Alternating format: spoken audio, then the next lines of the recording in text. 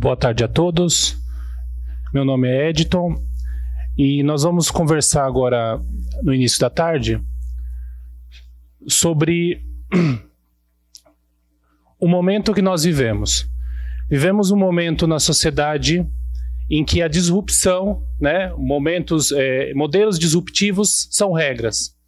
Profissões surgem a cada momento e estudos apontam que quase metade das profissões nos próximos 20 anos ou serão extintas ou sofrerão profunda modificação. E isso causa uma reflexão em todos nós, né? Eu vejo na sala, nós temos aqui millennials, X, Y e outras gerações, e todos esses movimentos de mudança em cada um de nós causa perplexidade e curiosidade. E a palestra vai ser nessa linha, para nós refletirmos um pouco o momento que vivemos. Nós estamos na quarta revolução industrial, tema muito batido, né? Cada revolução industrial fez com que o homem modificasse a forma de produção, a forma de relacionamento, a forma econômica. E o momento atual é definido como a quarta revolução industrial. Nessa revolução, nós temos uma ampla gama de conexão e muitos dados, né? Profissões que envolvem ciência de dados, análise de dados, florescem, e nossa área municipalista, constantemente percebemos isso no nosso trabalho cotidiano.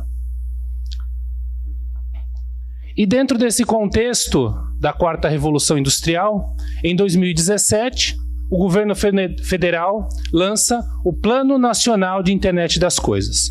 É um documento de acesso público, acho que a última revisão foi feita no final do ano passado, que diz a diretriz para o país nos próximos anos para investimentos nessa área. Nós temos 4 grandes blocos, né? Ficou pequenininho? Nós temos saúde, área rural, agronegócios, indústria e cidades. Nessa questão de cidades, o Plano Nacional de Internet das Coisas determina o avanço do conceito de cidades inteligentes. Cidades inteligentes são cidades conectadas, usando amplamente essa questão da quarta revolução industrial, onde você tem identificação facial, governo eletrônico e todos os outros elementos que permite com que o cidadão interaja com o poder público e entre eles, para que facilite os processos econômicos, de trabalho, etc. A ONU, ano passado, soltou um documento. Nós, em termos de governo eletrônico, que é um dos componentes da cidade inteligente, nós somos o 44º país dentro dos 192, 194 que compõem as Nações Unidas, né? O Brasil tem muito ainda a avançar nessa área. Por exemplo, o governo federal tem várias áreas que já têm acessos digitais através de internet das suas aplicações à população, mas o grande problema que nós vivemos hoje é a conexão dessas aplicações. Vou dar um exemplo. Todos os senhores aqui já devem ter acessado o ECAC da Receita Federal. Quando você acessa, você tem um cadastro, você usa um eCPF, etc. Esse mesmo cadastro, esse mesmo acesso não permite que se acesse, por exemplo, aqui em São Paulo, a nota fiscal eletrônica, para saber se vocês têm pontos, etc. Então, essa conexão entre serviços de governo ainda é muito ruim, ainda não existe, né? Então, nós temos muito a avançar. E em nível municipal, nem se fala. Muitos municípios, às vezes, o cidadão não consegue pagar uma conta, por exemplo, com cartão de crédito, como Brasília recentemente fez, via internet. Tem municípios que você paga um débito de natureza tributária hoje com um cartão de crédito. Então, não há necessidade de você ir até um poupa-tempo, até uma praça pública para fazer isso. Eu vou provocar aqui a discussão de 2 cases que eu acho muito interessantes. Primeiro é a Estônia, ex-União Soviética, no início dos anos 90, um país de pouco mais de 2 milhões de habitantes, pequeno, sem nada, em termos de riqueza natural, e resolve fazer um amplo processo de governo digital. Hoje a Estônia é caso mundial de ter um dos melhores sistemas de governo digital do mundo.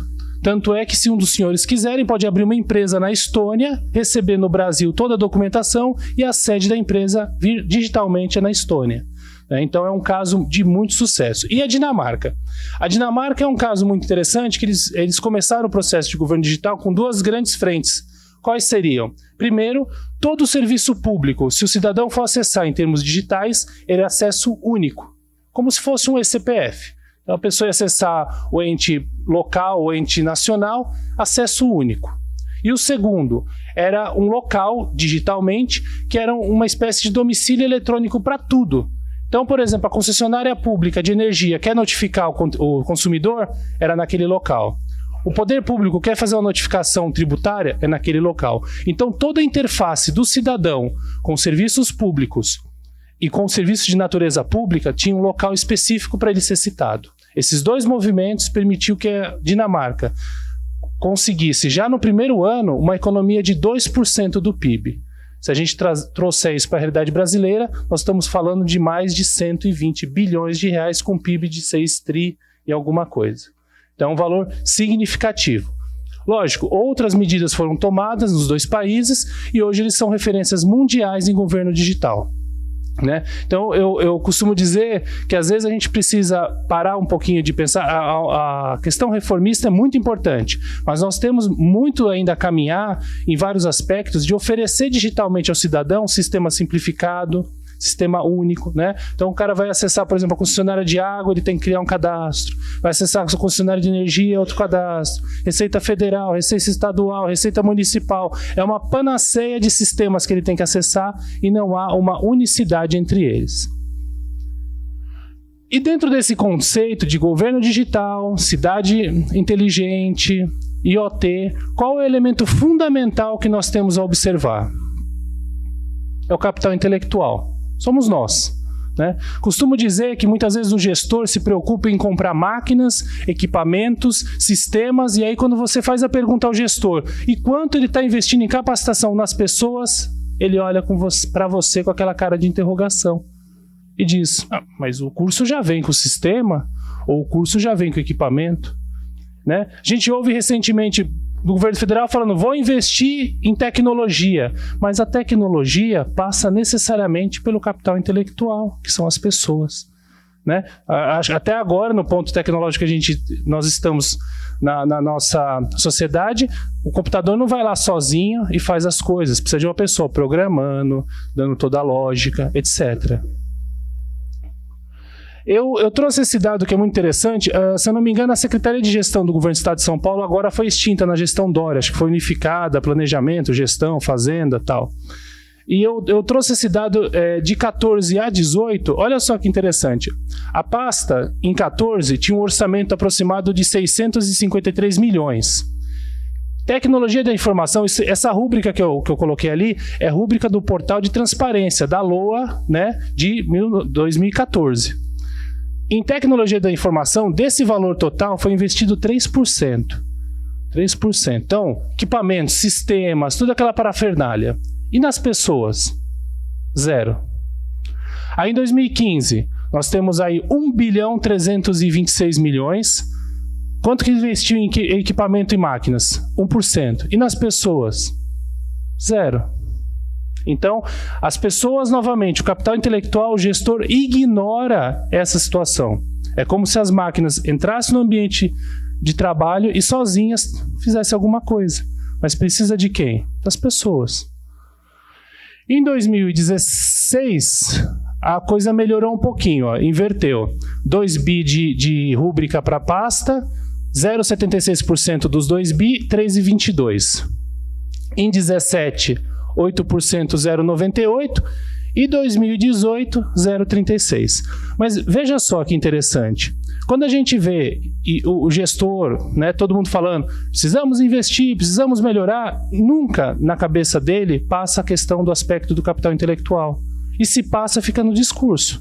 Porque da LOA, de 14 a 18, uma pasta que deveria ser, se a gente pegar o decreto de fundação da pasta, se eu não me engano, diz que a pasta de gestão é aprimoramento, desenvolvimento, projetos inovadores no Estado, na época que ela existia. Né? Se eu não me engano, a BEC ficou um tempo lá, a Bolsa Eletrônica de Compras estava na gestão, depois saiu. Quer dizer, é uma pasta que tem na sua essência a inovação. E essa pasta da essência da inovação trata capital intelectual dessa forma. Bom, Peter Drucker tem essa frase na questão da inovação, e eu gostaria até de apimentar a discussão do seguinte: quando falamos em inovação, falamos em tecnologia. Quando falamos em tecnologia, nós falamos em pessoas capacitadas, com programas de capacitação, de forma contínua, constante, consistente, né? A gente vê muitas vezes o gestor provê uma rúbrica de R$1 milhão para treinamento. E aí ele fala, vai lá, pega esse dinheiro, vai lá no Nordeste, vai lá no Sul passear. Não é isso. É para capacitar, para estruturar um plano de trabalho para capacitar as pessoas, prepará-las, seja na educação formal, em graduação, pós-graduação, cursos, eventos, palestras, como essas que os senhores estão participando. Entendeu? Isso constante dentro do programa de trabalho. Desculpa. Bom, e qual que é a proposta final dessa nossa apresentação para mudar? Eu coloquei essa escada com o pessoal correndo, e é justamente para a gente pensar. Bom, estando num ambiente altamente legalista, o que eu penso? Nós poderíamos colocar, da mesma forma que nós temos no 65 da Constituição, Plano Anual, LDO, LOA, colocar o Plano Nacional de Capacitação. Vamos exigir isso. É um anexo lá, não tem um anexo de riscos fiscais, metas fiscais. Não, vou ter o plano. E isso como crime de responsabilidade se não for cumprido. Nossa, mas você está sendo muito legalista. Não, gente. Se a gente não interpretar isso de uma forma séria e capacitar as pessoas... Se você, por exemplo, conversa com alguém que trabalha numa startup, qual que é a primeira coisa que ele fala? As pessoas são diferencial. Tecnologia hoje é commodities. Tecnologia hoje, o custo de aquisição é baixo. O que diferencia a tecnologia aplicada num lugar e no outro? As pessoas. Então, se a gente não tiver isso de forma estruturada, constante, porque, infelizmente, essa rúbrica não aparece. Você capacita, você fala, o pessoal está indo viajar, está indo passear. Não, não é isso. Tem que mudar essa cultura. A pessoa está aqui dentro, ouvindo, talvez a absorção não seja 100%, mas ela está tendo contato, ela está sendo provocada, está saindo da zona de conforto. Mesmo num evento gratuito como esse, ela teve custo de deslocamento, eventualmente alguns senhores vão ter custo de estadia, né? Então é importante ter isso dentro da cultura do ente público, seja ele federal, estadual ou municipal. Não sei, teve modificação, mas o nível federal tinha a ESAF, a Escola de Administração Fazendária, a FASESP aqui no estado de São Paulo. Quer dizer, centros de capacitação constantes, estruturados, que obriga o servidor ou o gestor a participar. E dentro desse plano, até eu ouso falar uma coisa, falar o seguinte: todo servidor dessa secretaria tem que passar por X horas de capacitação por ano. Quando eu trabalhei na FASESP, na Escola Fazendária de São Paulo, tinha um programa, o secretário determinava, na época era o Mauro Ricardo, X horas para cada servidor. E aí a gente fazia o plano de trabalho e cada servidor parava, e ou EAD ou presencial na escola, e fazia esse curso. Quem é aqui do estado sabe o plano de capacitação que tem até hoje. Então isso tem que ser uma coisa cultural, constante, e não qualquer coisinha. Apertou o orçamento, contingenciou, onde vai contingenciar? Nisso. Bom, então para finalizar... eu queria falar um pouquinho do blog. O blog é um projeto de quase 3 anos. O Alberto Macedo é um dos editores que estava aqui. O Rafael, o Roberto Tauil, lá de Niterói. O Miqueias também de Joinville. Eu participo. E é um projeto que a gente tem um espaço, é uma página bem simples, tá em cima da aplicação de WordPress. Nós temos como missão distribuir pílulas de informação. Então, às vezes, nós publicamos provocações em várias áreas, discussões, às vezes, do dia a dia nosso mesmo, dos editores. Às vezes, os colegas propõem pautas, né? Nós temos aí uma média de 2 a 3 postagens dia. Hoje, nós estamos com acesso de mais ou menos 600 pessoas por dia, 80, 90 municípios acessam. Caso quiserem visitar o projeto, é só acessar a página que eu coloquei ali. Se inscreve gratuitamente, não tem nenhum custo. Pode mandar e-mail, conversar com a gente produz, às vezes, dentro da nossa agenda, a gente produz os posts solicitados. Tem uma parte também lúdica, que a gente tem um chargista aqui de Araraquara que produz umas charges brincando um pouquinho de final de semana, né? E essa é a ideia, a gente tentar compartilhar esses conhecimentos, fazendo através de uma técnica, né, de andragogia, que é as pílulas de conhecimento, né? Andragogia é a ciência que capacita, que treina adultos, né? Pedagogia para crianças. Então a gente tenta, através desse projeto, ajudar os colegas através de informação qualificada, né? Tem a parte de mídia também, que às vezes a gente pega notícias, tenta fazer um clipe qualificado das informações de gestão municipal, né? Nacional, local, e é isso, tá? Eu queria aproveitar os meus minutos finais. Nós fizemos uma promoção no blog e 5 colegas se inscreveram e a gente vai agora dar um caderninho de anotação para eles, tá? Eu vou falar o nome deles aqui, tem que estar presente para ganhar, tá? Rafael Bernardo, tá no auditório? Não? Celso Bazzoni. Cadê o Celso? Ô Celso, vem aqui.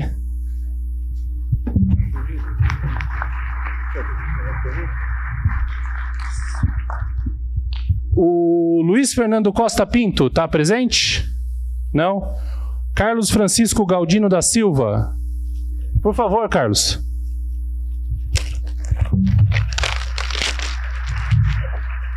Essa promoção, você era assinante do blog, falava que vinha no evento, ganhava essa caderninho de anotação, que é uma agenda, tá bom? Obrigado pela presença. O ano que vem nós vamos repetir de novo e devemos aumentar os brindes. Obrigado. Tá, obrigado. Essa agenda teve patrocínio da Smar, tá? Então, como o blog não tem fins lucrativos, a gente teve esse patrocínio da Smar e agora a gente faz isso. O Carlos Francisco Galdino da Silva tá aí. O Carlos Alberto dos Santos Teixeira Maia tá aí também ou não? Não? Então tá bom. Gente, agradeço a atenção. Quem quiser conhecer o projeto é aberto a todos. Depois, se quiser me interpelar para a gente conversar, eu deixo o meu contato. Quiser sugerir pautas, a gente pode produzir as pautas, tá? E amanhã o Rafael, que é um dos coordenadores do Sindaf São Paulo, na Fisco, vai estar aqui também, se quiser conversar com a gente, tá? Muito obrigado e bom evento a vocês. Boa tarde. Muito obrigada.